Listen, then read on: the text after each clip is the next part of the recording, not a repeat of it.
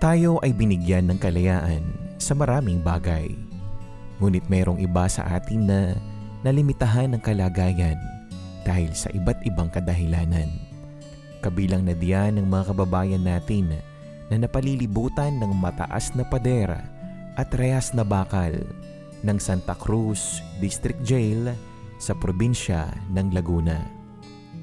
Ang MCGI naman po, ayan po ay isa sa ating mga service providers na wala pong sawang tumutulong. Regular po ang ginagawa ng ating Members of Church of God International, kasama po ang UNTV.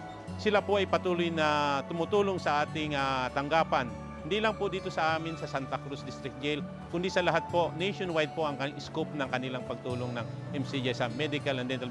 Hindi lang po sa medical and dental mission, sa mga serbisyong sandigan ng ating mga PDLs, kundi pati sa spiritual. Sila po ay regular nagkakandak din po ng ating mga serbisyong pang-spiritual dito sa ating tanggapan. At alam ko po, sa lahat po ng tanggapan ng BJMP, sila po ang numero 1 kapartner namin sa lahat po ng mga para sa kapakanan ng ating mga PDLs. Bilang tugon sa kanilang pangangailangang medikal, nagsagawan ng medical mission sa Santa Cruz District Jail ang UNTV sa pakikipagtulungan ng Members Church of God International o MCGI. Layunin ng aktibidad na makapaghatid ng libreng serbisyong medikal na agarang makatutugon sa iba't ibang pangangailangang pangkalusugan ng mga nasa pasilidad. Sa pamamagitan nito, nagkakaroon ng pagkakataon ng mga PDL na personal na maikonsulta sa mga doktor ang kanilang medikal na kondisyon at makatanggap din ng nararapat na gamot para dito. Actually, nung mabalita namin last week, ay tuwan-tuwa sila, pati ako. Siyempre, marami dyan may mga sakit, ubo, sipon, tuwan-tuwa kami. Dahil andito na naman yung UNTV, MCGI. Actually, this is a third time. Kasi medyo matagal-tagal na rin ako na third time. Every year yata nagkakaroon ng service. Kaya, kumbaga, ma'am, inaabangan na rin talaga eh.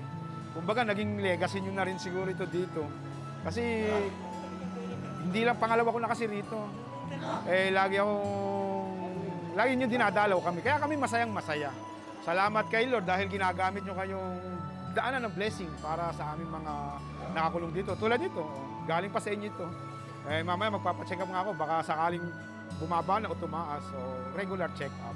So, masaya po kami lahat dito. At kami una-una nagpapasalamat po kami rito. Sa inyo. At kay Lord, siyempre, kayo po yung ginawang daanan ng blessing niya sa amin. Bukod dito, may libreng legal consultation din na handog para sa kanila. Magpapasalamat po ang BJMP Santa Cruz District Jail sa inyo po, sa MCGI, sa pag-oorganisa po ng ganito pong klaseng aktibidades. So malaking tulong po ito para po maibsan po natin at matugunan po natin yung mga health concerns po ng ating mga kapatid ng mga PDA na nakapiit po dito sa loob ng kulungan. Nagpapasalamat po kami ng maraming sa lahat po ng bumubuo ng MCGI. Handa man sa anumang hamon na ibinibigay sa kanila ng bawat araw.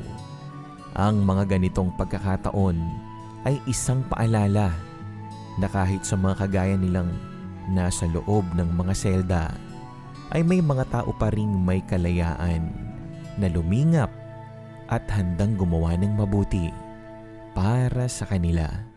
MCGI cares, MCGI shines, to God be the glory.